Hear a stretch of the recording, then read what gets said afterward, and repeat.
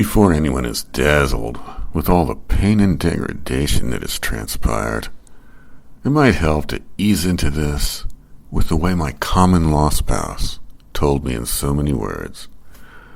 She plans to fuck Timmy Klondike. Timmy is a regular guest violinist with an honest-to-fuck Philharmonic. This more than explains, gratis, like a courtesy vote, an order of importance. The conductor and both principal fiddlers of the Wheeling Symphonic Society they're all more important than Timmy Klondike. Timmy is infinitely more important than me. In the flint-eyed Native American shanty Irish eyes, both black as the ace of spades, my common-law wife Rosy came equipped with. She has piercing eyes, beady eyes, black as the ace of spades. Spilling all of it, the whole can of divinatory dry chicken bones. Honest to fuck, I'm painfully scrupulous and egalitarian with a bachelor's degree in the humanities. Rosy, my common-law spouse, had a credential in the nursing trades. It was displaced. She was caught double-dipping in the company supply of Dilaudid. Nasty habit. Put on a blacklist. She's no longer allowed to empty bedpans or catheterize the incontinent.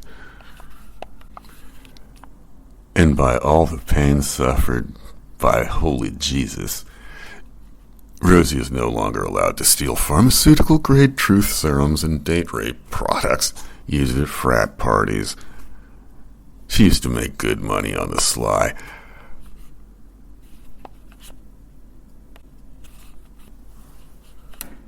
Rather, what is happening? The reason my common-law spouse Rosy intends to have sex with Timmy Klondike, her music instructor, her violin teacher, the esteemed Timmy Klondike guest performer with the Wheeling Philharmonic. He's more important than me. I have to explain. I accept when you're in a very weak position, ontologically speaking. I'm not in the strongest of bargaining positions. Rosy is desperate to, first of all, master 6 partitas by Bach, by J.S. Bach. Beautiful pieces of music, and she owns a Stradivarius violin we'll be talking about in a few minutes. And she's determined to play these pieces of music as well as humanly possible. And she's working with a very talented performing artist and instructor, Timmy Klondike. This explains, I hope, why I don't care if she fucks his brains out. We're two desperate people. We need help with our careers. Rosy especially, I understand completely. I have no animosity at all. She's welcome to fuck Timmy's brains out. I'm so logical, I don't even allow it to bother me. She wants a position. She wants to have, it may be a pipe dream or rescue fantasy, I don't mind. Rosy is my partner. She's more than welcome to do whatever she needs to do, even if it's nonsense, and she'll never be accepted as a member in the Wheeling Symphonic Society. I don't think she will, but Rosy thinks she will. And she told me in so many words, she's going to fuck Timmy's brains out, then extort him to help her into the Wheeling Symphonic Society. It's extortion. I don't mind. I just don't mind. I was going to talk about a reason why. There was a number of reasons. Rosy and I, we lived in Pittsburgh, and then we moved to West Virginia. We're there now. We've been living peacefully, genially, on this dirt road 8 miles outside of Wheeling, West Virginia. Just months after, days, weeks after we moved into this shanty that we've been living in. I know you'd like it down here. This biker gang showed up on our front lawn, yelled in, "Hey, y'all come out." So me and Rosy, we come out the front door, and there was this biker gang. And they said, hey, welcome to here. Welcome to where we're all at. We got to talking. They were the nicest biker gang. They had just got back from robbing pharmacies coast to coast. They decided to just give us, free of charge, 1 whole gallon of Dilaudid. It was like a gift, like it's the way modern neighbors give each other cases of wine made in the Sonoma Valley, wherever the fuck that is. I've never been there, and I don't drink wine.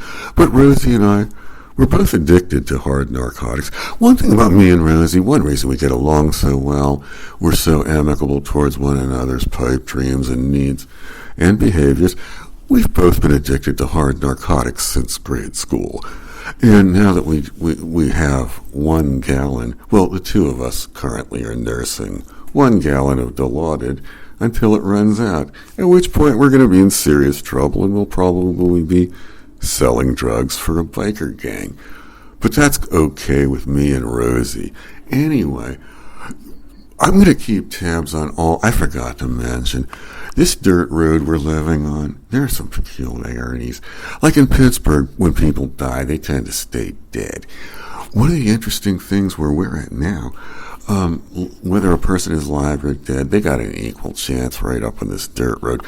Julius and Ethel Rosenberg have been dead for most of a century, and they're in the shack right up the street from us and their regular guests, and they're dead. Rosie and me, we're still alive, and we're always hanging out with Julius and Ethel Rosenberg. Bruno Richard Hauptmann, he was killed in the electric chair decades ago.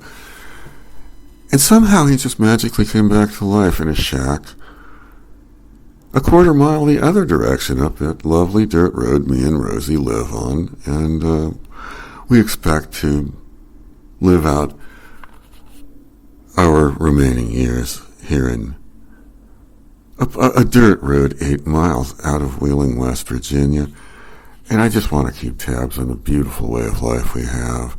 Whether you're alive, whether you're dead, there's no reason to be one of those pigs who can't comprehend fourth and fifth alternative dimensions, ulterior motives, universes, parallel universe. That was what I was trying to talk. Parallel universes.